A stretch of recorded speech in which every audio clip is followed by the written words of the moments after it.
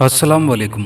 Subscribe कीजिए और bell icon press कर दीजिए ताकि नेक्स्ट वीडियो का नोटिफिकेशन आपको बआसानी मिलता रहे। नेकी और बदी की जंग अज़ल से चलती आ रही है, जिसमें हमेशा नेकी की जीत और शर की शिकस्त होती आई है। खैर या नेकी के रास्ते पर चलने वालों के रास्ते में बहुत सी आजमाइशें आती हैं, लेकिन इंसान सब्र और इस्तिकामत को अपना शियार बना ले तो वो कामयाब हो जाता है। बशीर खान लाहौर का रिहायशी था। 3 भाई थे, नसीर खान, तनवीर खान और ख़ुद बशीर खान। तीनों की शादियां हो चुकी थी और तीनों के पास औलाद जैसी नेमत भी थी। नसीर खान की 2 बेटियां, एक बेटा था, जबकि बशीर खान जिसकी शादी कुछ साल पहले हुई थी, उसे अल्लाह ने 2 बेटों से नवाजा था, गुलाब खान और शाहनवाज खान। और ये दोनों नन्हे से फूल उसे अपनी जान से भी प्यारे थे। तनवीर खान को खुदा ने 3 बेटे अता किए थे। तीनों भाइयों का आपस में बहुत इत्तेफाक था। तनवीर खान सबसे बड़ा था। उसका बाप शहरोज़ खान, जिसकी ज़ाती गाड़ियाँ लाहौर में कभी चलती थीं और अब वक्त ने उससे सब कुछ छीन लिया था। कारोबार में खसारे की वजह से और कुछ अपने इलाज के लिए उसे अपनी गाड़ियाँ बेचनी पड़ी। वो ब्लड प्रेशर का मरीज़ था। उसकी टांगें काम करना छोड़ चुकी थी और वो चारपाई से लग गया था। उसके जीने की उम्मीद बशीर खान के 2 नन्हे गुलाबों के आने से बढ़ गई थी। बशीर खान की बीवी नफीसा बच्चों को लेकर शहरोज़ खान के पास चली जाती और शहरोज़ खान उनसे खेलता रहता। बच्चों का प्यार अपने दादा से बहुत ज़्यादा था। बोलने के काबिल तो नहीं थे, सिर्फ उंगली से इशारा करते थे और अब तो वो बोलने भी लगे थे और चलकर खुद दादा के कमरे में चले जाते। तनवीर खान के तीनों बेटे भी अपने चचाजाद भाइयों से बहुत प्यार करते थे। वो थे ही इतने प्यारे कि कोई गैर देखे तो उसका दिल भी उन बच्चों को प्यार करने की ख्वाहिश करे। बशीर खान और उसके दोनों भाई भी ड्राइवरी करते थे। बशीर खान तो लाहौर में ही गाड़ी चलाता था। उसकी 43 नंबर गाड़ी सारे लाहौर का चक्कर लगाती थी। तनवीर खान और नसीर खान लाहौर से पेशावर तक जाते थे। खान ट्रांसपोर्ट में उनके बाप शहरोज़ खान का नाम काफ़ी मशहूर था और इसी नाम की वजह से उन्हें काफ़ी माकूल तनख्वाह पर रख लिया गया था। शहरोज़ खान की दवाओं के साथ उसके घर का खर्च भी काफ़ी सहूलत से चल रहा था। तीनों भाइयों में मेरे तेरे वाली कोई बात ना थी, सब इकट्ठा खाते थे। ज़िंदगी बहुत अच्छी गुजर रही थी और शायद आगे भी ऐसे ही गुजरती, अगर बशीर खान के साथ एक बरहाना औरत वाला वाक़या पेश ना आता तो।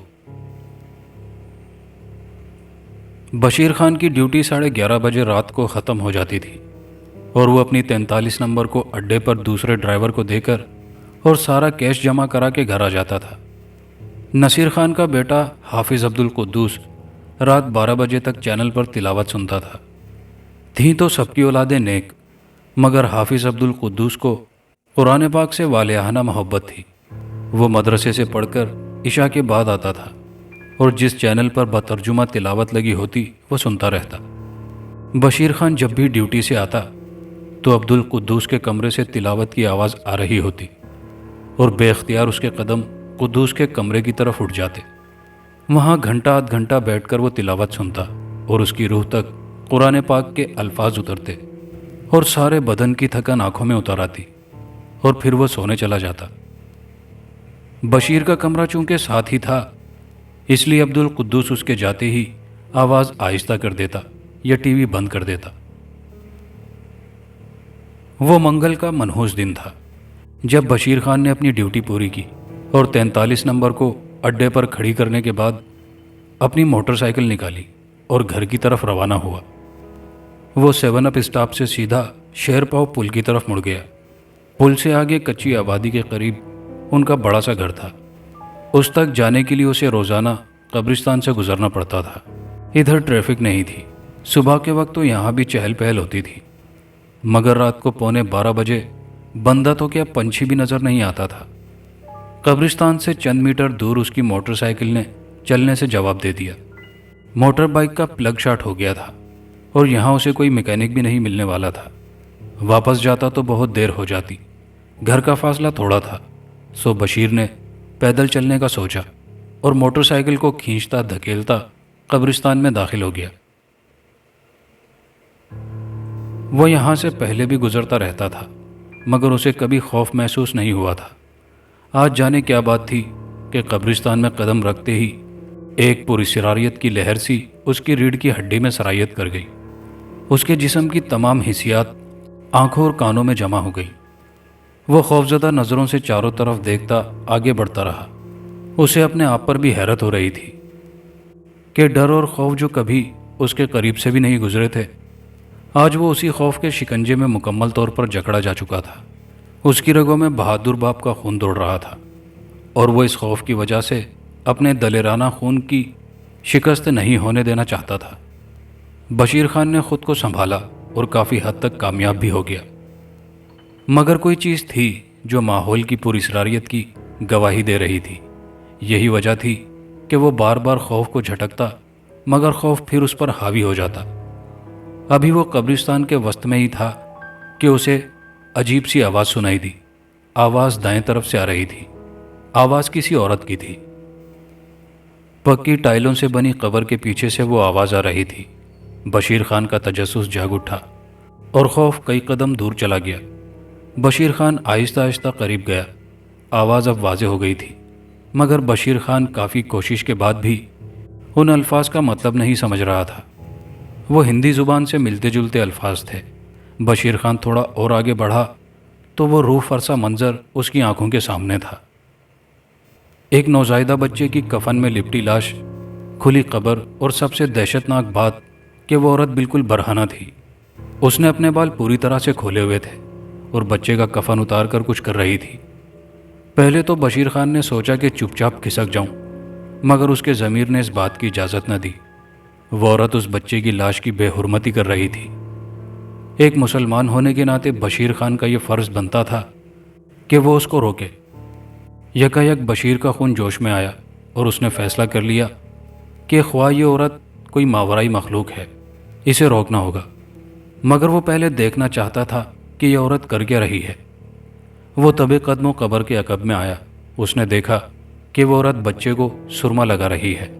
اس نے اپنی انگلی سے ایک بندیا سی بچے کے ماتھے پر لگائی اور پھر نامعلوم زبان میں بڑبڑانے لگی۔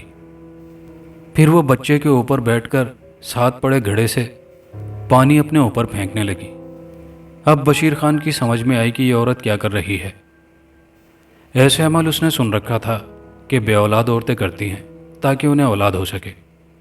بشیر خان نے تمام احتیاط کو بالائے طاق رکھتے ہوئے قبر کی اوٹ سے نکل کر اس عورت کو بالوں سے پکڑ لیا اور ایک زوردار جھٹکے سے اس کو بچے کی لاش سے کھینچ لیا۔ جاہل عورت، یہ کیا شیطانی کام کر رہی ہے؟ بشیر خان کڑکدار آواز میں بولا۔ عورت بدحواس ہو گئی تھی۔ بشیر خان نے ابھی تک اس کے بال نہیں چھوڑے تھے۔ مجھے چھوڑ دو، عورت نے تکلیف سے بلبلاتے ہوئے کہا۔ تجھے چھوڑ دوں تاکہ تو پھر سے یہ گندا کام کرے؟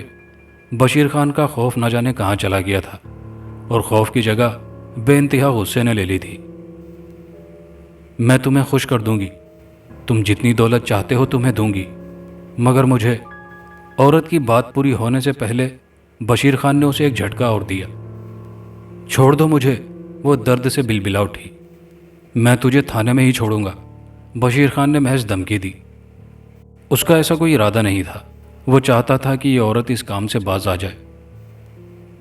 تھانے کا نام سن کر اس کی آنکھوں میں خوف کی پرچھائیاں سی اتر آئیں۔ ایسا مت کرنا، سارے خاندان میں میری بے عزتی ہو جائے گی۔ عورت نے ہاتھ جوڑے۔ تو پھر وعدہ کر کے آئندہ تو ایسا کوئی گھٹیا کام نہیں کرے گی۔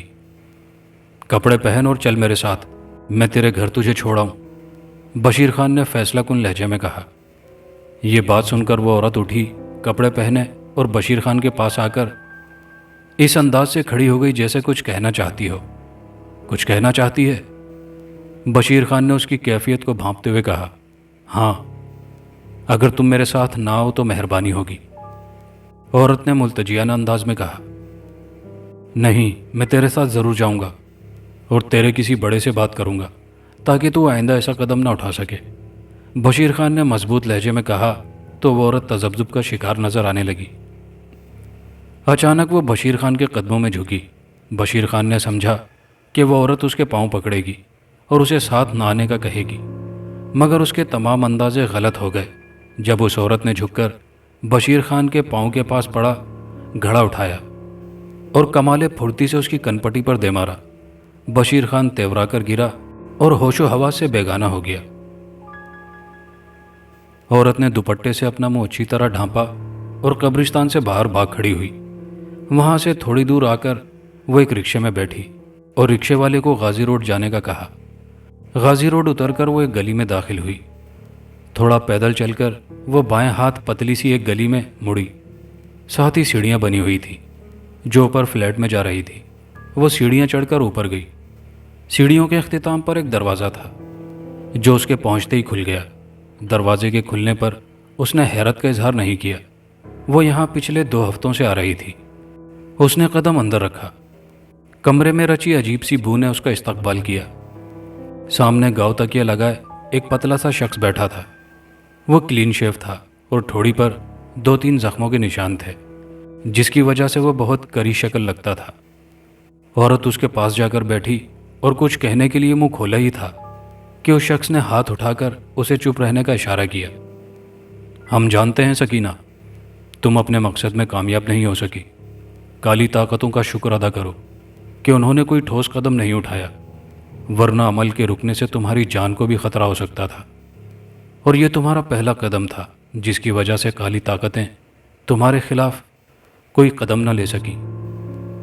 अब मैं क्या करूं? आप ही कोई रास्ता बताएं नागेश बाबा। सकीना ने रो देने वाले अंदाज में कहा।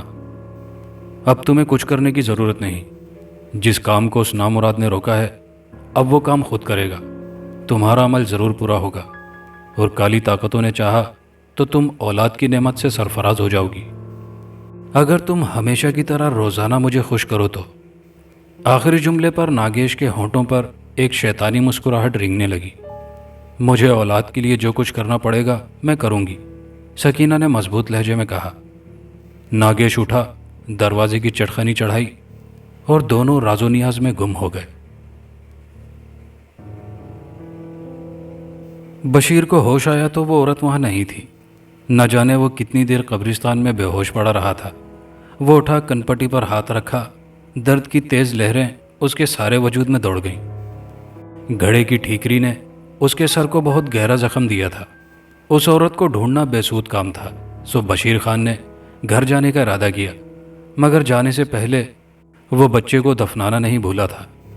घर आकर वो सीधा कुद्दूस के कमरे में गया, तिलावत सुनता रहा और फिर उठकर सोने चला गया, क्योंकि सुबह उसे जल्दी उठना था और फिर मोटरसाइकिल भी ठीक करवानी थी। 4-5 दिनों में यह वाक़या उसके जहन से महव हो गया, मगर जब भी छुट्टी के वक्त वो कब्रिस्तान से गुजरता था तो उसे वो औरत याद आ जाती थी। वो समझ रहा था कि उसने उस औरत को भगा दिया है, बस अब बात ख़त्म हो गई है। मगर उसकी ज़िंदगी का सबसे भयानक हिस्सा तो अब शुरू होने वाला था, जिससे वो लाइल्म था। मंगल का दिन फिर आ गया। ड्यूटी करके वो रात को घर में दाखिल हुआ। थोड़ी देर तिलावत सुनने के बाद वो सोने के लिए अपने कमरे में चला गया। उसकी बीवी और बच्चे हस्बे मामूल सो चुके थे, वो भी सो गया। रात का जाने कौन सा पहर था कि वो उठा। उसने अपने बिस्तर की तरफ देखा। उसका अपना हमशक्ल वहां सो रहा था। वो बाहर निकला और खुद ब खुद उसके कदम ज़मीन से उठ गए। वो उड़ता हुआ कब्रिस्तान में पहुंचा। वो कोई और कब्रिस्तान था। एक छोटी सी कब्र के पास वो उतरा और गैर इरादी तौर पर हाथों से कब्र खोदने लगा। कब्र ताज़ा थी। चंद लम्हों में एक नौज़ायदा बच्चा कफन में मलबूस उसके हाथों में था। उसने बच्चे की लाश एक तरफ रखी और कब्र को बड़ी महारत से बंद कर दिया। बच्चे को उठाकर वो फिर से उड़ने लगा। जाने कौन सी जगह थी। सीढ़ियाँ ऊपर जा रही थी और उसके कानों में कोई कह रहा था कि सीढ़ियाँ चढ़कर ऊपर आ जाओ। वो ऊपर चला गया। अंदर जाकर उसने एक शख्स और एक औरत को देखा। वो शख्स उसे देख रहा था, मगर औरत की नज़रों से बशीर खान ओझल था। औरत पर नज़र पड़ते ही बशीर खान ठिठक गया। वो कुछ कहना चाहता था, मगर कोई ताकत उसे अपने कंट्रोल में किए हुए थी। इस बच्चे को ले जाओ और अपना अमल पूरा करो, क्लीन शेव शख्स ने औरत को हुक्म दिया और वो बच्चे को लेकर कोने में मौजूद हुजरे नुमा कोठरी में चली गई। अब तुम जाओ, अब जब तुम्हारी ज़रूरत होगी बुला लिया जाएगा।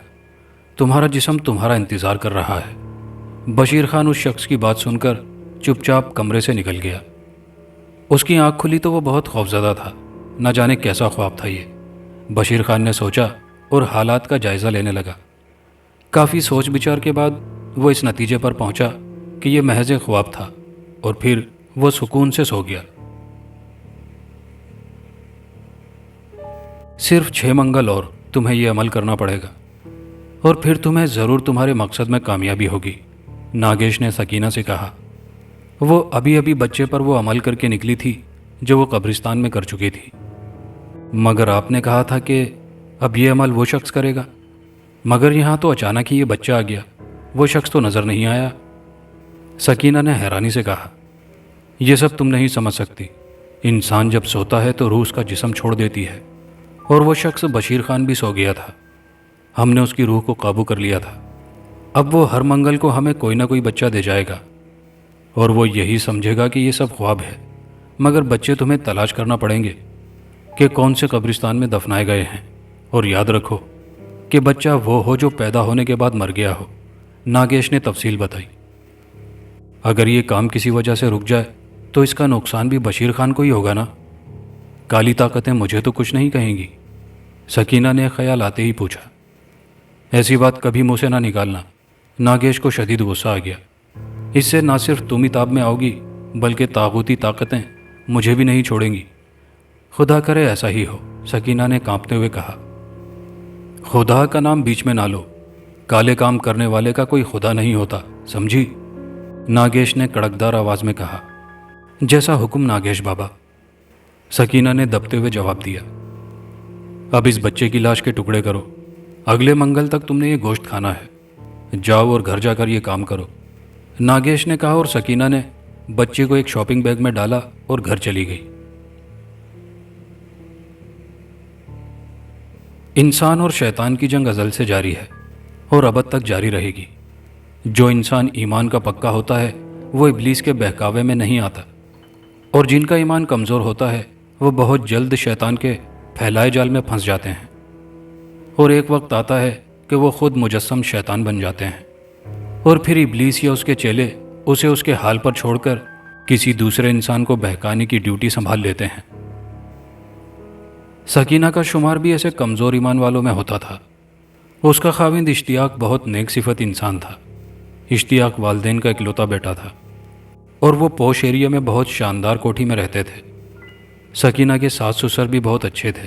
بلقیس بانو روایتی ساس کے بالکل الٹ تھیں، مگر پوتا پوتی کی آس کس دادی کو نہیں ہوتی، اور وہ بھی تب جب بیٹا اکلوتا ہو۔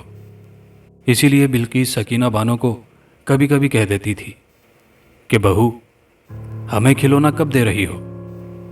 ڈاکٹروں کی رپورٹ کے مطابق میاں بیوی دونوں میں کوئی نقص نہ تھا، قدرت کی طرف سے دیر تھی۔ انہی حالات میں سکینہ کو گھر میں کام کرنے والی ماسی نے ناگیش بابا سے ملنے کی تجویز دی۔ سکینہ کئی عاملوں، پیروں، فقیروں کے پاس جا چکی تھی۔ اس نے ناگیش کو آزمانے کا فیصلہ بھی کر لیا، اور پھر ممتا کی تڑپ نے اسے گناہوں کی دلدل میں اتنا دھکیل دیا کہ وہ چاہے بھی تو اس دلدل سے باہر نہ آ سکے۔ بلقیس بانو بہو پر اتنی نظر تو رکھتی نہیں تھی، نہ ان کے دل میں کوئی میل تھا، مگر پچھلے 1 ماہ سے بہو رات کو دیر سے گھر آتی تو بلقیس بانو کے دل میں انجانے وسوسے اٹھتے۔ آج بھی جب وہ رات کے 1 بجے لوٹی تو بلقیس بانو، جو کب سے اس کے انتظار میں جاگ رہی تھی، بہو کے آگے آ کر کھڑی ہوئی۔ سکینہ بیٹی، ایک بات کروں، برا تو نہیں مانو گی؟ بلقیس نے نرم لہجے میں کہا۔ جی بتائیں۔ سکینہ کے چہرے پر ایک رنگ سا آ کر گزر گیا۔ بیٹا، اتنی دیر گھر سے باہر رہنا ایک عورت کے لیے اچھا نہیں ہوتا۔ ماں جی، میں نائلہ کے پاس گئی تھی اور وقت کا پتہ نہیں چلا۔ سکینہ نے نظریں چراتے ہوئے ایک سہیلی کا نام بتا دیا۔ اچھا، کھانا اگر کھانا ہے تو کھا لو اور سو جاؤ۔ اس اشتیاق کے بچے کو تو گھر کی فکر ہی نہیں، کاروبار میں ایسا مصروف ہوا ہے کہ 2 ہفتے گھر نہیں لوٹتا۔ بلقیس نے بیٹے کو تصور میں سرزنش کی اور کمرے کی طرف بڑھی۔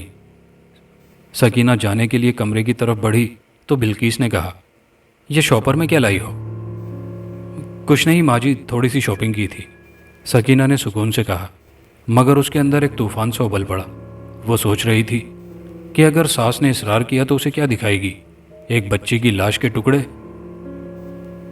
اچھا جاؤ آرام کرو، بلقیس کہہ کر اپنے کمرے میں چلی گئی اور سکینہ نے ایک سکون بھری طویل سانس خارج کی۔ اس نے بچے کا ایک ٹکڑا ابالا، نمک مرچ لگایا اور کھانے کے لیے منہ تک لے گئی کہ اچانک کراہیت کی وجہ سے ایک زبردست ابکائی آئی۔ وہ بھاگ کر باتھ روم میں چلی گئی۔ قے کرنے کے ساتھ ہی وہ سوچتی رہی کہ اگر ایسے چلتا رہا تو شاید وہ اپنے مقصد میں کامیاب نہ ہوگی، اور پھر شیطانی طاقتوں کا ڈر اس کے ارادے مضبوط کرنے لگا، جو عمل پورا نہ ہونے پر اس کے ساتھ نہ جانے کیا سلوک کرتی۔ اس خیال کے ساتھ ہی وہ باتھ روم سے نکلی اور وہ ٹکڑا اٹھا کر اسے کھانے لگی۔ پہلے لقمے نے نیچے جانے میں دیر لگائی اور پھر چند منٹوں میں سارا ٹکڑا اس کے معدے میں تھا۔ اس گھناؤنے کام کے بعد وہ بستر پر سونے چلی گئی۔ طرح طرح کی سوچوں نے اسے گھیر لیا۔ کیا وہ ہر منگل ایک نوزائیدہ بچے کی وفات کا پتہ چلا سکے گی؟ کیا یہ عمل آسانی سے پورا ہو جائے گا؟ اور بھی اس طرح کے کیا سوچتے سوچتے نہ جانے کب اس پر نیند کی دیوی مہربان ہوئی اور وہ میٹھی نیند کی وادی میں اتر گئی۔ یہ مہینے کا تیسرا منگل تھا جب بشیر خان نے تیسری بار وہی خواب دیکھا کہ وہ قبرستان سے ایک بچے کی لاش نکال رہا ہے اور پھر وہی سیڑھیاں چڑھتا اور اس کلین شیف شخص کو بچہ دے کر واپس آ جاتا۔ بشیر خان پہلے دو خوابوں سے اتنا پریشان نہیں ہوا تھا، مگر اب پریشانی اس کے چہرے سے ٹپک رہی تھی، اور پریشانی کی وجہ یہ تھی کہ اس کے چھوٹے بیٹے گلاب خان کو بخار آ رہا تھا۔ بقول اس کی بیوی نفیسہ کے وہ اسے کب سے جگا رہی تھی مگر وہ اٹھ نہیں رہا تھا۔ بشیر خان نے دوسرے ہی دن ڈاکٹر سے ملاقات کی، اسے ساری بات بتائی اور اس سے مشورہ دریافت کیا۔ ڈاکٹر زاہد نے تمام چیک اپ کیا اور بولا، تمام رپورٹ درست ہیں، آپ بالکل صحت مند ہیں، مگر ایک بات پوچھوں؟ آپ صاف صاف بتانا۔ پوچھیے ڈاکٹر صاحب۔ بشیر خان نے مستربانہ انداز میں پہلو بدلا۔ میرے پاس ایسے کیس پہلے بھی آئے ہیں جن میں مریض ایک ہی طرح کا خواب بار بار دیکھتا ہے، یا تو وہ منظر اس کی زندگی میں آنا ہوتا ہے یا آ چکا ہوتا ہے، مگر ایسے لوگ آٹے میں نمک کے برابر ہوتے ہیں جن کو خواب میں آگہی دی جاتی ہے۔ زیادہ وہ لوگ ہوتے ہیں جو ایک واقعے کو دیکھ کر اس کا اثر اپنے لاشعور میں چھوڑ دیتے ہیں۔ جب انسان سوتا ہے تو شعور سو جاتا ہے اور لاشعور بیدار ہو جاتا ہے، تبھی لاشعور میں بیٹھے خیالات یا گزرے مناظر اسے خواب کی صورت میں نظر آتے ہیں۔ میں اتنی تفصیل میں اس لیے جا رہا ہوں کہ آپ کے ساتھ کوئی ایسا واقعہ پیش آیا ہے تو بتا دیں۔ ڈاکٹر زاہد نے بات ختم ہوتے ہی لمبی سانس لی۔ ایک واقعہ ہوا تو ہے، بشیر خان نے جواب دیا۔ وہ تذبذب کا شکار تھا کہ آیا ڈاکٹر کو بتاؤں یا نہ۔ آپ سب کچھ مجھے سچ سچ بتا دیں کہ آپ نے کسی قبر کو کھودا ہے یا کسی بچے کو دفنایا ہے۔ آپ کی ہر بات راز ہے، مگر ان معلومات کی روشنی میں آپ کا علاج بہتر طریقے سے کر سکوں گا، ڈاکٹر زاہد نے تھوڑا آگے جھکتے ہوئے کہا۔ بشیر خان نے قبرستان میں داخل ہونے سے لے کر بے ہوش ہونے تک کے تمام حالات بتا دیے۔ یہی وجہ ہے، بالکل یہی وجہ ہے کہ وہ واقعہ آپ کے تحت الشعور سے چپک گیا ہے۔ ڈاکٹر زاہد نے میز پر مکہ مارا اور پھر چند ادویات لکھ کر بشیر خان کو دی۔ بشیر خان کلینک سے نکلا اور ادویات کی پرچی پھاڑ دی۔ وہ ڈاکٹروں کی باتوں سے مطمئن نہیں تھا۔ اس نے ایک دو نہیں 3 دفعہ یہ خواب دیکھا تھا اور خود اپنی آنکھوں سے قبرستان والی عورت کو دیکھا تھا۔ اسے ڈاکٹر زاہد کی کسی بات پر تسلی نہیں ہوئی تھی۔ اگر یہ خواب ہی تھا اور اس کے شعور سے چپکا ہوا تھا تو پھر روزانہ نظر آتا۔ اس کے اندازے کے مطابق ہر 7ویں دن یہ خواب آتا اور وہ کسی مختلف قبرستان سے کسی بچے کی قبر کھودتا اور نامعلوم پتے پر نامعلوم شخص کو دے آتا۔ وہ سوچوں میں غرق روڈ پر چلا جا رہا تھا کہ مختار کی آواز نے اسے پلٹنے پر مجبور کر دیا۔ بشیر خان، آج ڈیوٹی پر نہیں گئے؟ مختار نے قریب آتے ہوئے کہا۔ محلے میں اس کی سبزی کی دکان تھی جہاں اس کا لڑکا بیٹھتا تھا، اور مختار سبزی منڈی سے سبزی لانے تک محدود تھا۔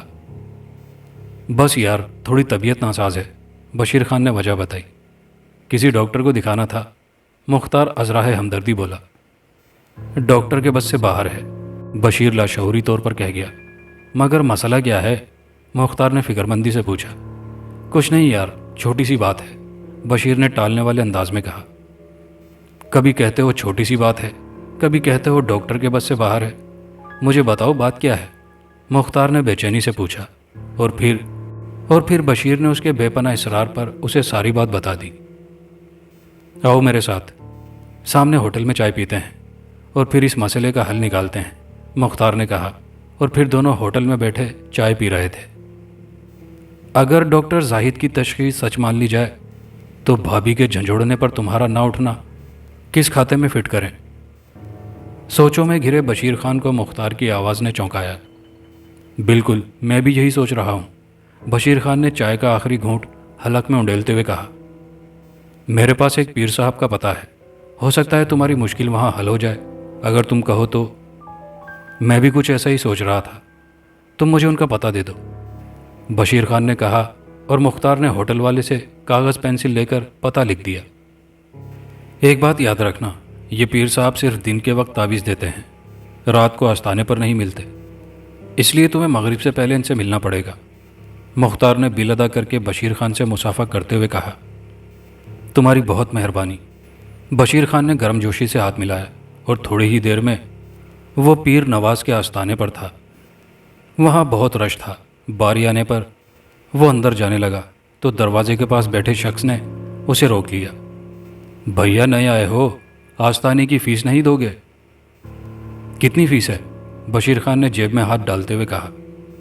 صرف 200 روپے، کام نہ ہونے پر 500 واپس دیا جائے گا، مگر کام ناجائز نہیں ہونا چاہیے، باہر بیٹھے ہوئے شخص نے رجسٹر کھولتے ہوئے کہا۔ بشیر نے 200 روپے دے دیے، نام درج کروایا اور اندر چلا گیا۔ اندر ایک لمبی سفید داڑھی والا شخص سر پر امامہ باندھے تعویذ لکھ رہا تھا۔ 2 اور جوان اندر بیٹھے تھے جو کوئی کام کروانے کے لیے آئے ہوئے تھے۔ اس شخص نے چہرہ اوپر اٹھایا اور بشیر خان کو دیکھ کر ٹھٹک گیا۔ بشیر خان سے پیر صاحب کا چونکنا چھپا نہیں رہا۔ پیر صاحب کی زلفیں کالی اور لمبی تھی جو امامے سے نکلی ہوئی تھی، بھویں سفید تھی، مونچھ داڑھی نے کافی چہرہ ڈھانپا ہوا تھا، اور جتنا چہرہ نظر آ رہا تھا اس سے نہیں لگتا تھا کہ پیر صاحب بوڑھے ہیں۔ دونوں جوانوں کو پیر صاحب نے تعویذ دیے اور وہ باہر نکل گئے۔ ان کی جگہ 2 اور آ کر بیٹھ گئے جن میں ایک عورت تھی۔ تمہارا کام میں نہیں کر سکتا، البتہ اصول کے مطابق تم اپنی فیس کے ساتھ 300 روپے اضافی لے کر جا سکتے ہو۔ پیر صاحب نے بنا کچھ کہے سنے سیدھا بشیر خان کو جواب دیا۔ مگر آپ نے میری بات تو ابھی تک سنی نہیں، بشیر خان نے پہلو بدلتے ہوئے کہا۔ ہم کو سب علم ہے، تمہیں تمہارے خواب پریشان کرتے ہیں، یہ کوئی ایسی بیماری نہیں جس کے لیے تمہیں تعویذ دیا جائے۔ کچھ دنوں میں تم خود بخود ٹھیک ہو جاؤ گے، جاؤ اور سکون سے اپنے کام پر لگ جاؤ، پیر نواز نے اپنی باروب آواز میں کہا۔ پیر صاحب کا جواب سن کر جہاں بشیر خان کافی مروب ہو گیا تھا، وہاں اندر آئے دونوں افراد بھی پیر صاحب کو حیرت سے دیکھ رہے تھے۔ بشیر خان نے پیر صاحب سے مصافحہ کیا اور باہر نکل آیا۔ اس نے اپنی فیس واپس نہ لی، وہ اب مطمئن نظر آ رہا تھا۔ پھر وہ سکون سے گھر کی طرف چل پڑا۔ آج بہت گڑبڑ ہونے والی تھی، ناگیش نے سکینہ کی طرف دیکھتے ہوئے کہا۔ سکینہ ابھی ابھی ناگیش کے پاس پہنچی تھی۔ وہ روزانہ یہاں کا چکر لگاتی تھی اور ناگیش کو اپنے عمل کی رپورٹ دیتی تھی۔ کیسی گڑبڑ؟ سکینہ نے بے چینی سے پوچھا۔ وہ بشیر خان، اسے شک پڑ گیا تھا کہ یہ خواب اسے دکھائی نہیں دیتے بلکہ وہ سچ مچ ایسا کرتا ہے، ناگیش نے کہا، اور سکینہ بیٹھی بیٹھی یوں اچھلی جیسے قالین میں اسپرنگ نکل آئے ہوں۔ پھر کیا ہوا؟ سکینہ نے بےتابی سے سوال کیا۔ ہونا کیا ہے؟ پیر نواز شاہ کے پاس گیا تھا مگر وہاں اس کی دال نہیں گلی، ناگیش نے مکارانہ انداز میں مسکراتے ہوئے کہا۔ مگر پیر نواز شاہ تو بہت پہنچے ہوئے ہیں، انہوں نے کچھ تو کیا ہوگا۔ کیا کرے گا وہ، مطمئن کر کے بھیج دیا ہے گھر۔ بشیر خان کو اب ہمیں اگلے منگل کے لیے کچھ ایسا انتظام کرنا ہوگا کہ یہ خواب والا سلسلہ اس کے ساتھ نہ ہو، ورنہ وہ پھر کسی پیر فقیر کے پاس پہنچ جائے گا، اور ہو سکتا ہے وہ پیر واقعی پہنچا ہوا ہو جو ہمارے عمل کی راہ میں رکاوٹ ڈال دے، ناگیش نے سنجیدگی سے بھرپور لہجے میں کہا۔ ایسا نہیں ہو سکتا کہ باقی کا عمل میں خود کر لوں، سکینہ نے مشورہ دیا۔ پھر وہی بے وقوفی کی باتیں کر رہی ہو، اب وہ عمل شروع ہو چکا ہے اور اسی شخص کو کرنا پڑے گا جس نے اسے شروع کیا ہے، ناگیش نے غضبناک لہجے میں کہا۔ معافی چاہتی ہوں، میں بھول گئی تھی، مگر اب کیا کریں گے، سکینہ نے معذرت کرتے ہوئے کہا۔ اب اس کی روح نہیں بلکہ اگلے منگل وہ خود آئے گا، اور صبح ہونے پر اسے یاد بھی نہ ہوگا کہ وہ رات کے وقت کسی قبرستان میں گیا ہے۔ ناگیش نے اسی مکارانہ مسکراہٹ سے سامنے کھوپڑی کو گھورتے ہوئے کہا، تم مہان ہو ناگیش۔ سکینہ نے آگے بڑھ کر ناگیش کو چوم لیا۔ اب وہ ناگیش سے بالکل بے تکلف ہو گئی تھی۔ پہلے وہ اسے ناگیش بابا کہتی تھی، مگر اب بابا کا تکلف نہیں کرتی تھی اور آپ سے تم پر آ گئی تھی۔ ناگیش نے اس کے ہونٹوں پر اپنے ہونٹ رکھے اور پھر وہ بے تکلفی کی ساری حدیں پار کر گئے۔ دوسرے دن منگل کی صبح تھی۔ بشیر خان کافی خوش تھا کہ ہر منگل اسے خواب آتا تھا، مگر اس منگل اسے خواب سے چھٹکارا مل گیا۔ مگر اس کی ساری خوشی چند لمحوں میں کافور ہو گئی جب اس کی نظر اپنے ہاتھوں اور کپڑوں پر پڑی۔ اس کے ہاتھ اور کپڑے مٹی سے لتھڑے ہوئے تھے اور ہاتھ سے کافور اور کیوڑے کی خوشبو آ رہی تھی۔ اس کو اچھی طرح علم تھا یہ خوشبوئیں مردے کو لگائی جاتی ہیں۔ وہ بہت زیادہ خوفزدہ ہو گیا تھا۔ یقیناً اب تک جو ہوتا آیا تھا وہ خواب نہیں حقیقت تھی۔ کوئی شیطانی طاقت ہے جو اسے ایسے گھناؤنے کام کروا رہی ہے۔ انہی سوچوں میں غرق وہ نہانے چلا گیا، نہا دھو کر کپڑے پہنے اور ڈیوٹی پر چلا گیا۔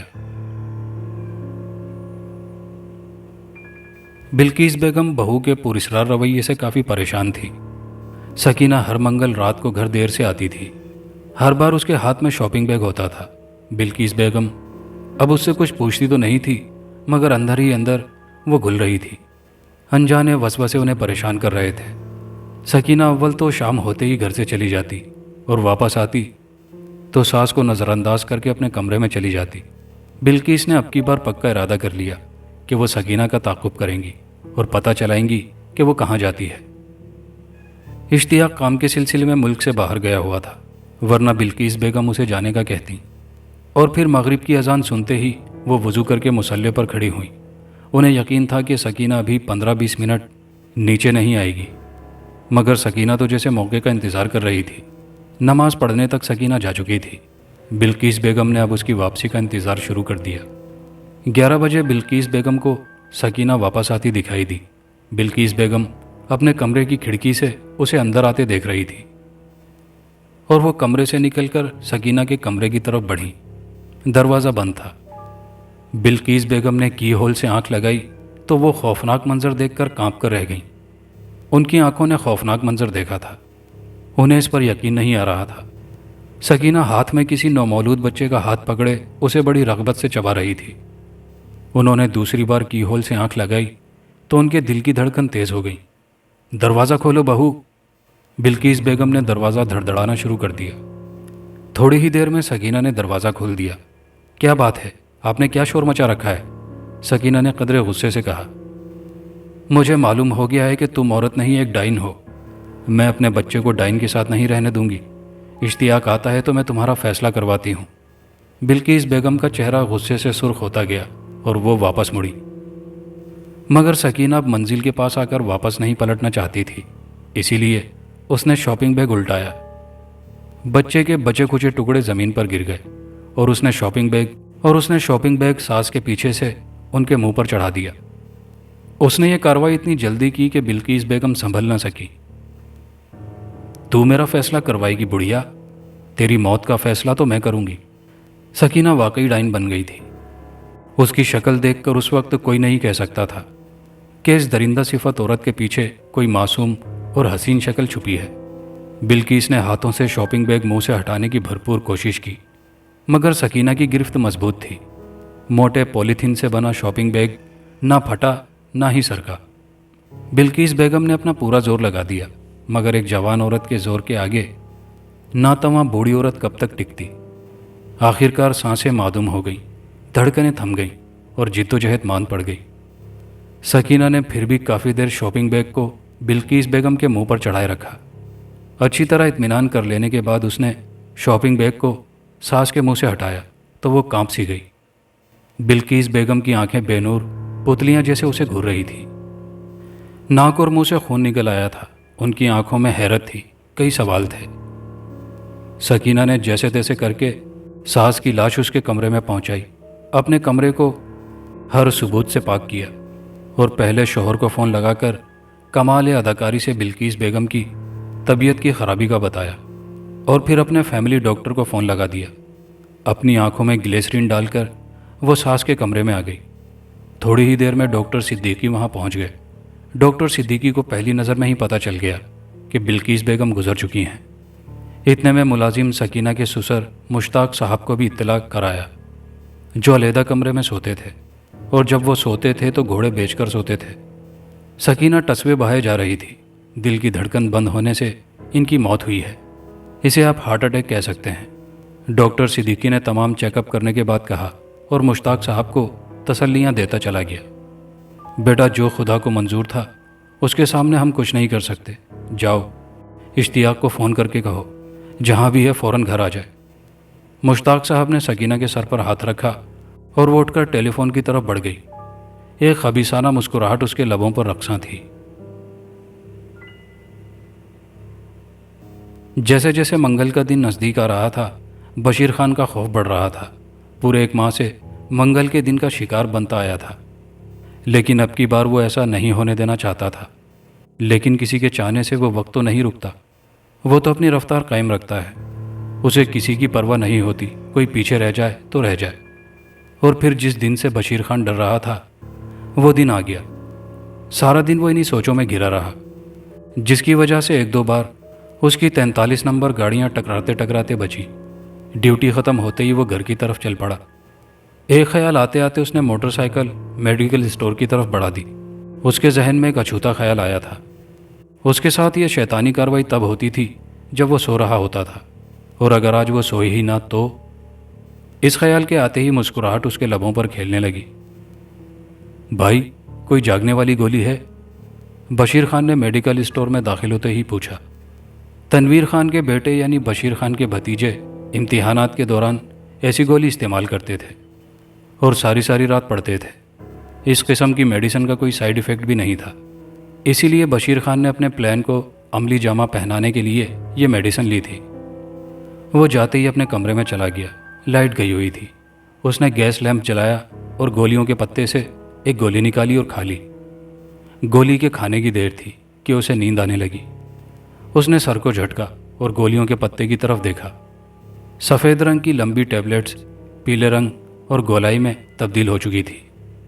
اسے اچھی طرح یاد تھا کہ گولیاں ساخت اور رنگ کی نہیں تھیں، اور ابھی تھوڑی دیر پہلے تو اس نے لمبی گولی نکلی تھی۔ یہ نیند اڑانے کی ڈبل ڈوز گولی تھی، جو تقریباً 6 گھنٹے انسانی دماغ کو معاف رکھتی تھی۔ وہ بار بار سر جھٹک رہا تھا، مگر کب تک؟ آخر وہ نیند کے تاریک کنویں میں کود گیا۔ 12:30 کا وقت ہوگا۔ بشیر اپنے پلنگ سے اٹھا اور مشینی انداز سے چلتا ہوا دروازے سے باہر نکلا۔ لائٹ آ چکی تھی۔ عبد القدوس کے کمرے سے تلاوت کی روح پرور آواز آ رہی تھی۔ مترجم سورہ ناس کی پہلی آیات کا ترجمہ کر رہا تھا، اور پھر دوسری آیت پڑھی گئی، پھر تیسری، چوتھی آیت پر بشیر خان ٹھٹک کر رک گیا۔ من شر الوسواس الخناس۔ قرآن پاک کی میٹھی آواز بشیر خان کے کان میں پڑی تو اس کے چہرے کا رنگ سرخ ہو گیا، مٹھیاں بھیج گئیں۔ مترجم کی آواز آئی، اور وسوسے ڈالنے والے شیطان کے شر سے اللہ کی پناہ مانگتا ہوں۔ بشیر خان کے جسم کو جھٹکا سا لگا۔ وہ حیرانی سے ادھر ادھر دیکھنے لگا۔ اب اسے نیند محسوس نہیں ہو رہی تھی، بلکہ وہ اپنے اندر بشاشت محسوس کر رہا تھا۔ الذی یوسوس فی صدور الناس۔ بشیر خان کو اس وقت قرات کی یہ آواز ندائے حیات محسوس ہو رہی تھی۔ وہ کھنچتا ہوا خود بخود قدوس کے کمرے میں داخل ہو گیا، اور پھر ساری رات ہی وہ تلاوت سنتا رہا۔ پیر نواز کا آستانہ جمعے والے دن بھی کبھی بند نہیں ہوتا تھا۔ لوگ دور دور سے آتے تھے، اس لیے چھٹی کا تو سوال ہی پیدا نہیں ہوتا تھا۔ مگر یہ اس کی پیری فقیری کی زندگی میں پہلا بدھ تھا کہ اس نے آستانہ بند کیا تھا۔ آنے والے عقیدت مندوں کو پیر صاحب کی طبیعت کی خرابی کا کہہ کر واپس کیا جا رہا تھا۔ پیر نواز شاہ اپنے کمرے میں بڑی بے چینی سے ٹہل رہا تھا کہ اچانک ہلکے سے جھماکے سے وہاں ایک کالا بھجنگ دیو شخص حاضر ہوا۔ اس کے جسم سے اٹھنے والا تعفن بے حد ناگوار تھا، مگر پیر نواز کو تو جیسے اس کی عادت سی پڑ گئی تھی۔ کہاں مر گیا تھا تو، اور یہ کام پورا کیوں نہیں کیا؟ پیر نواز شاہ نے تقریباً دھاڑتے ہوئے کہا۔ آپ کو معلوم ہے کہ میں روحانی چیزوں سے دور رہتا ہوں۔ اسے میں لانے ہی والا تھا کہ کچھ نامعلوم سے الفاظ مجھے جھلسانے لگے اور میں وہاں سے بھاگ آیا، مگر میں بار بار وہاں جانے کی کوشش کرتا رہا اور ہر بار ہی وہ نامانوسی آواز میرے بدن میں چنگاریاں چھوڑ جاتی۔ ساری رات وہ اس کمرے سے نکلا ہی نہیں۔ تو میں کیا کرتا؟ کالے نے ساری تفصیل بتائی۔ دفع ہو جا یہاں سے، کسی کام کا نہیں تو، پیر نواز نے دھڑتے ہوئے کہا۔ اس کے منہ سے کف بہنے لگا تھا اور وہ کالا دیو غائب ہو گیا تھا۔ پیر نواز شاہ کمرے کے وسط میں آیا، وہاں سے قالین ہٹایا تو وہاں ایک طاق سا تھا۔ پیر نواز نے اسے اوپر اٹھایا تو سیڑھیاں نیچے جاتی دکھائی دی۔ وہ تیزی سے سیڑھیاں اتر گیا۔ اس نے دیوار پر لگے بورڈ سے لائٹ جلائی۔ کمرہ روشنی میں نہا گیا۔ کمرے میں جا بجا بت ہی بت پڑے تھے۔ سب سے بڑے بت کے ڈھیروں ہاتھ تھے اور منہ سے زبان باہر نکلی ہوئی تھی۔ یہ کالی کا بت تھا۔ پیر نواز اس کے قدموں میں گر پڑا۔ میری زندگی اب تیرے ہاتھ میں ہے۔ ماتا وہ عمل کسی وجہ سے ادھورا رہ گیا ہے اور اب میری زندگی خطرے میں ہے۔ مجھے بچا لے کالی ماں، مجھے بچا لے۔ پیر نواز گڑ گڑانے لگا، مگر اسے نہیں معلوم تھا کہ کالی طاقتیں وقت پڑنے پر اپنے بھکتوں کا ساتھ چھوڑ دیتی ہیں۔ یکایک ایک طرف سے نیلے رنگ کا کھولتا ہوا لاوا سا اٹھا اور پیر نواز کے ناک اور کان سے گزرتا ہوا اس کے جسم میں سرایت کر گیا۔ پیر نواز کے جسم سے نیلے رنگ کے آبلے سے پھوٹنے لگے اور وہ کپڑوں کو پھاڑتا ہوا تہہ خانے سے نکل آیا۔ درد کی شدت سے اس کے منہ سے دل دہلا دینے والی چیخیں نکل رہی تھی اور وہ بھاگتا ہوا باہر لان میں آ گیا۔ سورج کی روشنی پڑتے ہی وہ آبلے پھوٹنا بند ہو گئے، مگر اس کا جسم کسی چھلنی کی طرح دریدہ ہو چکا تھا۔ درد تھوڑا کم ہوا تو سوچنے سمجھنے کی صلاحیت کام کرنے لگی۔ بشیر خان، میں تجھے نہیں چھوڑوں گا۔ یہ تو نے اچھا نہیں کیا۔ تو پل پل موت کے لیے تڑپے گا اور تجھے موت نہیں آئے گی، پیر نواز نے دانت پیستے ہوئے کہا۔ بشیر خان اگر اس وقت اس کے پاس ہوتا تو وہ اسے کچا ہی چبا ڈالتا۔ اس نے اپنے ملازم کے ہاتھ رجسٹر منگوایا، جیب سے پینسل نکالی اور اس پر بشیر خان اور اس کے اہل خانہ کے نام لکھے، اس کے بھائی اور بھتیجوں کے نام لکھے، پھر ان پر کچھ پڑھتا رہا۔ ملازموں سے کہہ کر صحن میں آگ جلوائی اور بشیر خان اور دیگر کی پرچیاں آگ میں جھونکنے ہی والا تھا کہ اس کے سامنے ایک جھماکہ سا ہوا اور ایک فقیر ہاتھ میں عصا پکڑے ظاہر ہوا۔ وہ عجیب سی چال چلتا ہوا اس کے قریب پہنچا۔ اس کے دائیں کندھے پر کاسا لٹکا ہوا تھا اور بائیں کندھے پر چمڑے کا بنا بغل سا لٹکا ہوا تھا۔ گلے میں رنگ برنگی بڑی موتی کی مالا تھی۔ اب بھی وقت ہے، اپنے کرتوتوں سے باز آ جا، شاید تجھے معافی مل جائے، فقیر کی باروب آواز گونجی۔ تو کدھر سے آ گیا ہے ڈھونگی؟ دفع ہو جا، مجھے میرا کام کرنے دے، پیر نواز نے غصے سے کہا۔ تو نے اب تک بہت گناہ کمائے ہیں، مگر ہر انسان پر توبہ کا در کھلا رہتا ہے۔ موت سے پہلے پہلے جو شخص توبہ کر لیتا ہے، خدائے بزرگ و برتر اسے معاف فرما دیتے ہیں، چاہے اس کے گناہ پہاڑ جیسے ہوں۔ کم ہی لوگ ایسے ہوتے ہیں جن کو تنبیہ کی جاتی ہے۔ تیری خوش نصیبی ہے کہ تجھے متنبع کرنے کے لیے مجھے بھیجا گیا ہے۔ چھوڑ دے ان معصوموں کو ان کے حال پہ، یہ آگ بجھا دے تاکہ تو اس آگ سے بچ سکے، فقیر نے بہت دھیمے لہجے میں کہا۔ بند کر اپنی بکواس اور دفع ہو جا یہاں سے، میرا کوئی خدا نہیں۔ پیر نواز نے پرچیاں آگ میں پھینکی اور پاس پڑی ہوئی اینٹ اٹھا کر فقیر کو دے ماری۔ اینٹ فقیر کے جسم سے ایسے گزر گئی جیسے وہ ہوا کا بنا ہوا ہو۔ فقیر تعصب بھری نظروں سے اسے دیکھتا رہا اور دیکھتے ہی دیکھتے وہ پیر نواز کی نظروں سے اوجھل ہو گیا۔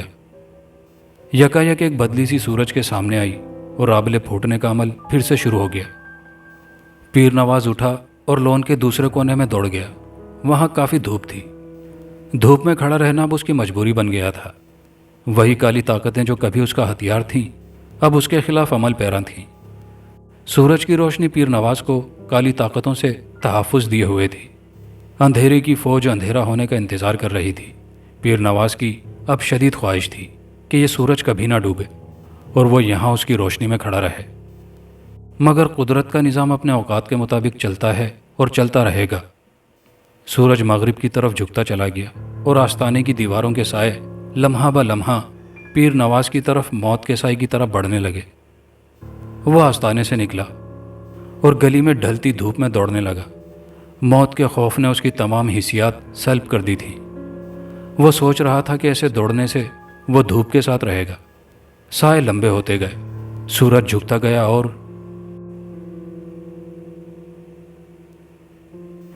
بسنت کی آمد تھی۔ لاہور شہر اور بسنت پر پتنگوں سے آسمان رنگین نہ ہو یہ کیسے ہو سکتا تھا؟ ہر چھوٹا بڑا اپنی بساط کے مطابق تیاری کر رہا تھا۔ ایسے میں تنویر خان اور نصیر خان کی اولاد کیسے پیچھے رہ جاتی؟ پتنگیں لے کر وہ بھی چھت پر آ گئے۔ ہر بسنت میں انہیں اچھی خاصی رقم ملتی تھی تاکہ وہ اپنا تہوار خوش اسلوبی سے منائیں۔ پتنگیں وہ دکان سے خرید لیتے تھے، مگر کٹی پتنگ پکڑنے میں جو مزہ آتا تھا وہ خریدی ہوئی پتنگوں میں کہاں۔ چھت کی منڈیریں 3-3 فٹ اونچی تھیں، ایک طرف بجلی کا کھمبا لگا ہوا تھا۔ ٹرانسفارمر تو گھر سے پرے تھا، مگر بجلی کی تاریں منڈیر کے اوپر سے گزر رہی تھیں۔ سب لڑکے عقل و فہم والے تھے۔ نصیر خان کا بیٹا عبدالقدوس پتنگ تو نہیں اڑاتا تھا، مگر دیکھتا بہت شوق سے تھا۔ تنویر خان کا بڑا بیٹا شاہزیب خان پتنگ اڑاتا، سب سے چھوٹا سلیم خان چرخی پکڑتا، جبکہ منجلا جمال خان کٹی ہوئی پتنگیں پکڑتا تھا۔ شاہزیب خان کا مقابلہ ساتھ والے پڑوسی سے ہو رہا تھا۔ شاہزیب بڑے طریقے سے ڈھیل دے رہا تھا۔ سبھی کی نگاہیں شاہزیب کی پتنگ پر گڑی ہوئی تھی۔ جمال خان کی نظر اپنے دائیں طرف پڑی تو ایک بڑی سی خوبصورت پتنگ کٹی جا رہی تھی جس کی ڈور دائیں منڈیر پر تھی۔ جمال خان بھاگا اور فوراً سے پیشتر اس ڈور کو پکڑ لیا، مگر وہاں نہ کوئی پتنگ تھی نہ ہی وہ ڈور تھی جسے اس نے پکڑ رکھا تھا۔ لمحے کے 1000ویں حصے میں وہ ڈور بجلی کی تار بن گئی اور کئی سو وولٹ کرنٹ اس کے جسم میں داخل ہو گیا۔ اچانک سب سے چھوٹے سلیم کی نظر جمال پر پڑی اور وہ چرخی پھینک کر جمال کی طرف بڑھا۔ اب نصیر خان، تنویر خان اور بشیر خان نے بھی اس طرف دیکھا اور بھاگتے ہوئے بہروز کی طرف لپکے۔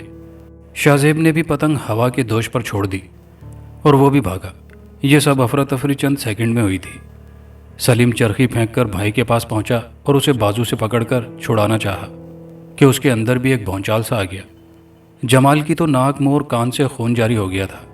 تنویر خان کی آنکھوں کے آگے اندھیرا چھا گیا، جبکہ بشیر خان اور نصیر خان ادھر ادھر دیکھنے لگے کہ کوئی لکڑی مل جائے تو سلیم خان کی جان بچائی جائے۔ شاہزیب روتا ہوا آگے بڑھنے کی کوشش کر رہا تھا اور بار بار عبدالقدوس اسے پکڑ کر پیچھے کر رہا تھا۔ عبدالقدوس نے ہاتھ اٹھائے اور سورہ فاتحہ سے قرآن پاک شروع کر دیا۔ اس کے اونچے لہجے میں تلاوت کی آواز سنتے ہی بشیر خان اور نصیر خان نے بھی ہاتھ اٹھا لیے۔ کوئی لکڑی تو انہیں مل کے نہیں دے رہی تھی اور اب شاید انہوں نے سب خدا پر چھوڑ دیا تھا۔ ایاک نعبد و ایاک نستعین آیت مکمل ہوئی ہی تھی کہ لائٹ چلی گئی۔ سلیم کا بے ہوش وجود آگے بڑھتے نصیر خان کی باہوں میں جھول گیا، جبکہ جمال کو بشیر نے قابو کیا۔ اس کی حالت سے نہیں لگتا تھا کہ اب وہ زندہ ہے، مگر بشیر خان نے اسے اٹھایا اور نصیر خان کے پیچھے بھاگا جو سلیم کو اٹھائے سیڑھیاں اتر رہا تھا۔ نیچے پہنچنے پر جب اہل خانہ نے پوچھا تو انہوں نے کوئی جواب نہ دیا اور ان دونوں کو ٹیکسی میں ڈالا اور اسپتال کی طرف روانہ ہو گئے۔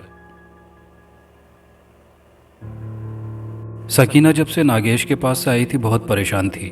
ہر منگل اس کا عمل پورا ہوا کرتا تھا، مگر اس منگل کو بشیر خان بچہ لے کر اس کے پاس نہ آیا تھا، اور جہاں وہ پریشان تھی وہاں ناگیش کا بھی برا حال تھا۔ اس نے 2 دنوں میں ناگیش کے فلیٹ کے 10 چکر لگائے تھے، مگر ہر بار اسے ناگیش تو کیا اس کی دھول بھی نہیں ملی تھی۔ صبح کے وقت تو ویسے بھی وہ پتہ نہیں کہاں ہوتا تھا، مگر اب تو وہ راتوں کو بھی نہیں ملتا تھا۔ سکینہ کے دل میں ہول اٹھ رہے تھے کہ شاید عمل پورا نہ ہونے پر شیطانی قوتوں نے اس کے ساتھ کوئی الٹا سیدھا کر دیا ہو، اور اب وہ ڈر رہی تھی کہ کہیں میرے ساتھ بھی کچھ ایسا نہ ہو جائے۔ تبھی اس کی زندگی نے پلٹا کھایا۔ شروعات الٹی سے ہوئی۔ اشتیاق ماں کی وفات کے بعد سے باہر نہیں جاتا تھا۔ وہ اسے لے کر ڈاکٹر کے پاس گیا تو ڈاکٹر نے اسے باپ بننے کی خوشخبری سنا دی۔ اشتیاق تو جیسے ہواؤں میں اڑ رہا تھا۔ گھر پہنچتے ہی اپنے ملازموں سے اور اپنے والد سے داتا صاحب کے مزار پر چلنے کا کہا۔ سب خوشی خوشی چل پڑے۔ داتا دربار پہنچ کر اشتیاق نے لنگر تیار کرنے والے کو 10,000 روپے دیے اور کہا لنگر تقسیم کر دو۔ سب دربار میں داخل ہو گئے، مگر سکینہ نے پاؤں اٹھایا ہی تھا کہ ایسے لگا جیسے آگ کی دیوار سی کھڑی ہے، جو نظر تو نہیں آ رہی مگر اس کی تپش سے وہ جھلسی جا رہی تھی۔ وہ بھاگ کر پیچھے جا کھڑی ہوئی۔ اشتیاق نے مڑ کر دیکھا اور واپس سکینہ کی طرف آتے ہوئے بولا، اندر چلو، یہاں باہر کیوں کھڑی ہو گئی ہو؟ مجھ سے چلا نہیں جاتا۔ سکینہ نے بات بنائی، تو میں اٹھا کر لے جاتا ہوں، اشتیاق نے کہا، اور وہ اپنے ارادے پر عمل کرنا ہی چاہتا تھا کہ سکینہ درشتی سے بولی، میں نے کہا نا کہ میں نہیں جاؤں گی۔ اشتیاق اس کے منہ کی طرف دیکھتا رہ گیا۔ جیسے تمہاری مرضی، میں اصرار نہیں کروں گا، اشتیاق نے کہا اور دربار میں داخل ہو گیا۔ بہت خوش ہو بچے، آواز نے اشتیاق کو پلٹنے پر مجبور کر دیا۔ سبز چوغے میں ملبوس وہ کوئی درویش تھا۔ اشتیاق نے ادب سے انہیں سلام کیا۔ تیری خوش نصیبی ہے کہ تو خدا کے بندے کے دربار میں آیا ہے، ورنہ تو بھی اسی گرداب کی لپیٹ میں آ جاتا جو تیری بیوی کے لیے میں نے دیکھا ہے۔ فقیر نے مسکراتے ہوئے کہا۔ کون سا گرداب بابا؟ آپ کی بات میری سمجھ میں نہیں آئی۔ اشتیاق نے اضطرابی لہجے میں کہا۔ سمجھ جاؤ گے، سب کچھ سمجھ جاؤ گے، یہ کھا لو۔ درویش نے چند الائچی دانے اشتیاق کو دیے، پھر گویا ہوا۔ ایک بات یاد رکھنا، اپنی بیوی کے پاس تب تک نہ جانا جب تک وہ اس بچے کو جنم نہیں دے لیتی، بعد میں تمہیں اجازت ہے اگر وہ اس قابل رہی تو۔ آخری جملہ درویش نے مسکراتے ہوئے بہت دھیمے لہجے میں کہا تھا، مگر اشتیاق نے سن لیا اور چاہتا تھا کہ وہ اس بارے میں کچھ پوچھے، مگر درویش اس کے دیکھتے ہی دیکھتے غائب ہو گیا۔ لنگر وغیرہ تقسیم کروانے کے بعد وہ گھر لوٹ آئے۔ اب جمال خان کی موت کی تصدیق ہو گئی تھی اور سلیم خان اب خطرے سے باہر تھا۔ تنویر خان کو ہوش آ چکا تھا، اس نے رو رو کر برا حال کر لیا تھا۔ اس کی بیوی تہمینہ کی حالت اس سے بدتر تھی۔ نصیر اور بشیر خان کی بیویاں اسے تسلی دلاسے دے رہی تھی، مگر جس ماں کا بیٹا چھن جائے اسے کب سکون ملتا ہے۔ رو رو کر اس پر غشی کے دورے پڑ رہے تھے۔ جمال خان کو دفنا دیا گیا، رات ہو گئی۔ تنویر کی بیوی تہمینہ تو پہلے ہی بے ہوش تھی۔ ڈاکٹر نے اسے چند گھنٹے آرام کے لیے انجیکشن دیا تھا، جبکہ دوسرے افراد گھٹنوں میں سر دیے بیٹھے تھے۔ بشیر خان نے شاہ زیب اور دوسرے بچوں سے کہا، جا کر سو جاؤ۔ وہ اٹھ کر چلے گئے۔ بشیر خان کے دونوں بیٹے شاہ نواز اور گلاب خان دادا کے پاس تھے۔ ان کی ابھی اتنی عمریں نہیں تھی کہ وہ سمجھ سکتے کہ گھر میں کیا ہوا ہے۔ نیند تو سولی پر بھی آ جاتی ہے۔ تھوڑی دیر میں سب سونے کے لیے اپنے کمرے میں چلے گئے۔ اکیلا تنویر خان گیلری میں اکڑوں گھٹنوں میں سر دیے بیٹھا تھا۔ 2 بجے کا وقت ہوگا کہ کمرے کا دروازہ کھلا۔ نصیر خان کی بڑی بیٹی سنبل آہستہ آہستہ چلتی اس کے قریب سے گزر گئی۔ تنویر خان نے ایک نظر اس پر ڈالی اور پھر گھٹنوں میں سر دے لیا۔ کوئی اور وقت ہوتا تو شاید وہ اسے روکتا کہ رات کے اس وقت بغیر جوتی پہنے، بغیر دوپٹہ اوڑھے وہ کدھر جا رہی ہے، مگر اس وقت وہ دکھ کے دلدل میں ایسے ڈوبا ہوا تھا کہ کوئی چاہے جو مرضی کرے اسے کوئی پرواہ نہیں تھی۔ سنبل چلتی چلتی شیروز خان کے کمرے کے سامنے رکی۔ دروازے کی طرف دیکھا تو دروازہ کھلتا چلا گیا۔ وہ اندر آئی اور بغل میں دبا ہوا ہاتھ نکالا۔ اس کے ہاتھ میں ایک تیز دھار سبزی کاٹنے والی چھری پکڑی ہوئی تھی۔ سامنے شیروز خان بیڈ پر لیٹا نیند کے سفر پر رواں دواں تھا۔ اس کے ایک پہلو میں شاہ نواز خان اور دوسرے میں گلاب خان تھے۔ سنبل آگے بڑھی اور چاہتی تھی کہ گلاب خان کو اٹھا لے۔ اسی وقت شیروز خان نے کروٹ بدلی اور وہ پیچھے ہٹ گئی۔ شیروز خان کا بازو گلاب خان کے اوپر تھا۔ اس نے ارادہ بدلا اور پلٹ کر شاہ نواز کی طرف بڑھی، مگر پیچھے پڑے گلاس کو کوہنی لگی اور وہ ایک جھٹکے سے ٹوٹ گیا۔ شیروز خان اٹھا اور حالات کی نزاکت کو بھانپتے ہوئے اس نے شاہ نواز خان کو اٹھایا اور دوسری سائڈ پر کر لیا۔ سنبل بیٹا، کیا ہوا ہے تمہیں؟ یہ چھری؟ شیروز خان نے چھری پر نظر پڑتے ہی ہکلانا شروع کر دیا۔ یہ بچے مجھے دے دے بڈھے، تیری باری ابھی نہیں آئی۔ مجھے مجبور کرے گا تو ان سے پہلے تجھے مار دوں گا۔ سنبل کے منہ سے مردانہ مگر بہت دہشت طاری کرنے والی آواز نکل رہی تھی۔ اسی وقت سنبل کے پیچھے ایک فقیر ظاہر ہوا۔ ہاتھ میں عصا پکڑے فقیر سنبل کے پاس آیا اور اسے چوٹی سے پکڑ لیا۔ تو نے جو کچھ کرنا تھا کر لیا، اب ہماری باری ہے، نکل جا اس کے جسم سے، فقیر نے باروب آواز میں کہا اور چٹیا کو جھٹکا دیا۔ سنبل کے منہ سے مردانہ چیخوں کا طوفان جاری تھا اور پھر ایک دھواں سا نکلا اور ایک کالے مگر دیوقامت شخص کی شکل اختیار کر گیا۔ اس کی آنکھوں میں سیاہ پتلیوں کا نشان بھی نہیں تھا۔ اسی دوران بشیر خان، نصیر خان اور تنویر خان بھی کمرے میں آ گئے۔ شور کی آواز سن کر ان کی بھی نیند کھل گئی تھی۔ شاہ نواز خان اور گلاب خان بھی نیند سے جاگ گئے تھے۔ بشیر خان کی بیوی نے انہیں سنبھال لیا۔ فقیر نے عصا کا رخ دیوقامت شخص کی طرف کیا۔ عصا سے نکلنے والی شعاع نے اسے چیخنے کی مہلت بھی نہ دی اور وہ جل کر خاک ہو گیا۔ میں جانتا ہوں آپ سب حیران ہوں گے کہ اچانک یہ سب کیا ہوا ہے، مگر خدا کا شکر ادا کریں کہ میں اس طرف سے غافل نہیں تھا، ورنہ اس مردود کا کالا جادو ان بچوں پر بھی اسی طرح حملہ آور ہوتا جس طرح صبح جمال خان پر ہوا ہے۔ فقیر نے سب کی حیرت کو دیکھتے ہوئے بات شروع کی۔ بابا، ہم آپ سے یہ تو نہیں پوچھتے کہ آپ کو ہمارے نام کیسے معلوم ہیں، کیونکہ جس طرح آپ نے ہماری مدد کی ہے آپ کوئی نیک ہستی ہیں، مگر اس بات کا جواب ضرور طلب کریں گے کہ ہم پر کالا جادو کون کرے گا؟ ہمارا تو کوئی ایسا دشمن بھی نہیں ہے، شیروز خان نے پوچھا۔ سنبل اب نارمل حالت میں تھی اور کافی حیران ہو رہی تھی۔ وہ اپنے کمرے سے دادا کے کمرے میں آنے کی وجہ سے حیران تھی اور یہاں تک آنے کا اسے علم بھی نہیں ہوا تھا۔ اس بات کا جواب آپ کو بشیر خان بہتر طریقے سے دے سکتا ہے۔ فقیر نے مسکراتے ہوئے بشیر خان کی طرف دیکھا۔ میں؟ بشیر خان حیرت سے تکتا رہ گیا۔ ہاں تم یاد کرو، قبرستان میں جب تم نے اس عورت کو ایک گندے عمل سے منع کیا تھا، وہی نیکی تمہارے گلے پڑ گئی۔ صبح کا حادثہ جو جمال خان کی بھی جان لے گیا، وہ بھی کالے جادو کی پیداوار تھا۔ مگر ظلم خواہ کتنا وسیع ہو، خدا کی لاٹھی بے آواز ہوتی ہے، جب پڑتی ہے تو اچھے اچھوں کے پتے پانی ہو جاتے ہیں، فقیر نے کہا۔ تو کیا وہ خواب جو مجھے آتے رہے تھے واقعی وہ حقیقت تھے؟ بشیر خان نے سوال کیا۔ اب سب اہل خانہ جمع ہو گئے تھے اور بشیر خان اور فقیر بابا میں ہونے والی گفتگو سن رہے تھے۔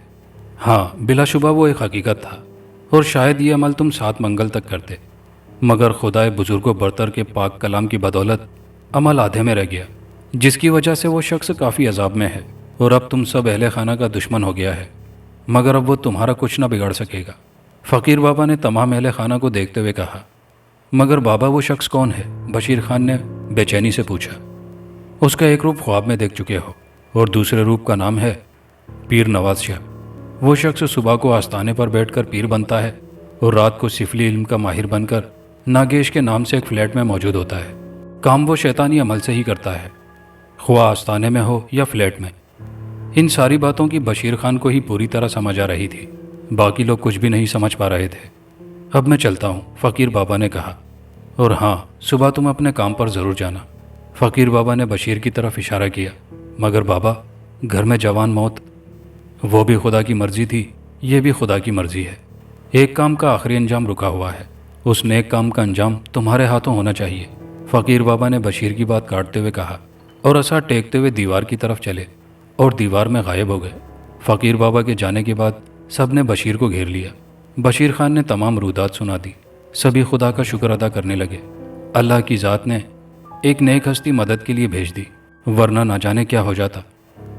فقیر کی ہدایت کے مطابق بشیر خان اپنی ڈیوٹی پر چلا گیا۔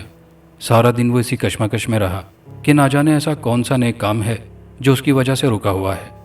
سارے لاہور کا چکر کاٹتی 43 نمبر ٹوکر اسٹاپ پر آئی۔ اس کی نظر راستے پر تھی کہ یکایک ایک جنگلی سور اس کی گاڑی کے آگے آ گیا۔ وہ بھاگتا ہوا روڈ کراس کرنے کی کوشش کر رہا تھا۔ کچل ڈالو اسے، کچل ڈالو۔ مسافروں کی آواز نے اسے انتہائی اقدام اٹھانے پر مجبور کر دیا۔ اگر وہ ایسا نہ کرتا تو وہ سور نہ جانے کس کس کو نقصان پہنچاتا۔ بشیر خان نے ایکسیلیٹر پر دباؤ ڈالا اور گاڑی کو زبردست رفتار سے آگے بڑھایا۔ سور کی گردن حیرت انگیز طور پر مڑ گئی، اور اس کی آنکھیں بشیر خان کی آنکھوں سے ملی تو وہ وہیں رک گیا۔ اگر وہ سور چاہتا تو چھلانگ لگا کر ایک طرف ہو سکتا تھا، مگر وہ وہیں رکا رہا اور گاڑی کا وزنی ویل اس پر چڑھ گیا۔ بشیر خان نے ریورس گیئر لگایا اور گاڑی پیچھے کر کے پھر ایک جھٹکے سے اس پر چڑھا دی۔ ایسا کرنے سے بشیر خان مطمئن ہو گیا کہ اب وہ جانور مر چکا ہے۔ وہ گاڑی سے اترا، مگر قدم باہر رکھتے ہی ایک پولیس جیپ اس کے پاس آ کر رکی، اور ایک باوردی شخص نے اونچی آواز میں کہا، تمہیں گرفتار کیا جاتا ہے۔ پیر نواز شاہ دوڑتا رہا۔ دھوپ ڈھلتی گئی اور آخرکار سورج ڈوب گیا۔ آبلے پھوٹنے شروع ہو گئے۔ گلیوں سے نکل کر وہ سڑکوں پر آ گیا۔ رات کو لاہور شہر میں کافی گہما گہمی ہوتی ہے۔ ہر شخص اس کی حالت دیکھ کر کانوں کو ہاتھ لگاتا رہا۔ اس کا تمام بدن گردن تک چھلنی بن گیا تھا۔ نیلے مواد نے اس کے چہرے کو نہیں چھیڑا تھا۔ اس کے منہ سے چیخوں کا طوفان بھی جاری تھا۔ کوشش کے باوجود وہ چیخوں پر قابو نہیں پا رہا تھا۔ اسی وجہ سے ارد گرد کے لوگ اسے دیکھ کر توبہ توبہ کر رہے تھے۔ ویسے بھی اس کی حالت پاگلوں جیسی ہو رہی تھی۔ قمیص پھاڑ کر اس نے پہلے ہی ٹکڑے ٹکڑے کر دی تھی۔ اس کا امامہ راستے میں کہیں گر گیا تھا، اور منہ پر لگی نقلی داڑھی اکھڑ کر جھول رہی تھی، مگر اسے کسی چیز کا ہوش نہیں تھا۔ وہ تو دھوپ کی تلاش میں دوڑا جا رہا تھا، اور پھر کلمہ چوک کے پاس آ کر اس کی قوت برداشت جواب دے گئی۔ وہ گر پڑا اور بے ہوش ہوتے ہی سکون کی وادیوں میں اتر گیا۔ نہ جانے کتنی دیر وہ بے ہوش رہا۔ دھوپ کی حدت محسوس ہوتے ہی اس نے آنکھ کھولی۔ سورج سر پر تھا۔ آبلے پھوٹنا بند ہو گئے تھے، مگر وہ جانتا تھا کہ سورج نے سدا سر پر نہیں رہنا، اس لیے وہ اٹھا اور اپنی حفاظت کی تدبیر سوچنے لگا۔ اس کی چال میں اب لڑکھڑاہٹ تھی، کوئی تدبیر اس کے ذہن میں نہیں آ رہی تھی۔ سورج ڈھلنے کا وقت آ گیا۔ اس نے افق کی طرف دوڑنا شروع کر دیا۔ ٹوکر اسٹاپ پر پہنچا تو اس نے روڈ کراس کرتے ہوئے اسے ایک گاڑی اپنی طرف آتی دکھائی دی۔ گاڑی کے ڈرائیور کو دیکھ کر وہ ہکا بکا رہ گیا۔ یہ تو بشیر خان تھا، جس کے اہل خانہ سمیت اس نے بشیر خان کی موت کی پرچی لکھی تھی، مگر بشیر خان زندہ تھا اور گاڑی لے کر اس پر چڑھ رہا تھا۔ پیر نواز نے آنکھیں بند کر لی۔ بشیر خان نے اس کے جسم کو دوبارہ کچلا۔ سامنے پان سگریٹ کے کھوکے پر بیٹھے نوجوان نے یہ حادثہ دیکھا تو جلدی سے پولیس کو فون کر دیا۔ چند لمحوں میں پولیس کی گاڑی پہنچ گئی बशीर खान गाड़ी से उतरा तो एक ट्रैफिक पुलिस अफसर ने कहा, तुम्हें गिरफ्तार किया जाता है। लेकिन मेरा जुर्म क्या है? बशीर खान बोला, एक इंसान को बुरी तरह रौंद कर तुम कहते हो कि तुम्हारा जुर्म क्या है? ट्रैफिक अफसर ने गुस्से से कहा, ड्राइवर ने किसी इंसान को नहीं बल्कि एक जंगली सुअर को मारा है। एक मौमर शख्स गाड़ी से उतरते हुए बोला, हाँ हाँ, हम सब ने खुद देखा है। मुसाफिरों ने नीचे उतरते हुए पुरजोर अंदाज में कहा। सब गाड़ी के अगले टायर की तरफ आए, मगर वहाँ किसी इंसान, किसी जानवर तो क्या, किसी भी चीज़ का नामो निशान नहीं था। न ही खून का कतरा या खून का धब्बा था। सब हैरान हो रहे थे कि उन्होंने खुद जंगली सुअर को मरते देखा है और अब वहाँ कुछ भी नहीं। जबकि पान सिगरेट वाला और दीगर दुकानदार भी हैरान थे, मगर ट्रैफिक अफसर के पीछे खड़े फ़कीर बाबा को बशीर खान देख रहा था, जो मुस्कुराते हुए उसे सताइशी नज़रों से देख रहे थे। थोड़े ही दिनों में बशीर खान की ज़िंदगी मामूल पर आ गई थी। उधर सकीना के यहाँ बेटा हुआ, जो कई टुकड़ों पर मुश्तमिल था, जिसकी वजह से वो हमेशा हमेशा के लिए अपना जहनी तवाज़ुन खो बैठी। तो उसके बाद उसके शौहर ने दूसरी शादी कर ली। उसे पागल खाने में डाल दिया गया और फिर 1 माह के अंदर अंदर उसका नाता इस दुनिया से ख़त्म हो गया। अल्लाह ताला हम सबको शर से महफूज रखे और ऐसे गलीज़ लोगों को अल्लाह निशान इबरत बनाए। आमीन। कहानी अच्छी लगी हो तो वीडियो को दोस्तों के साथ लाइक शेयर करना मत भूलिएगा। कमेंट बॉक्स में अपनी कीमती राय का इजहार कीजिएगा। चैनल पर नए आने वाले दोस्तों से गुजारिश है कि चैनल को लाजमी सब्सक्राइब कर लीजिए। शुक्रिया।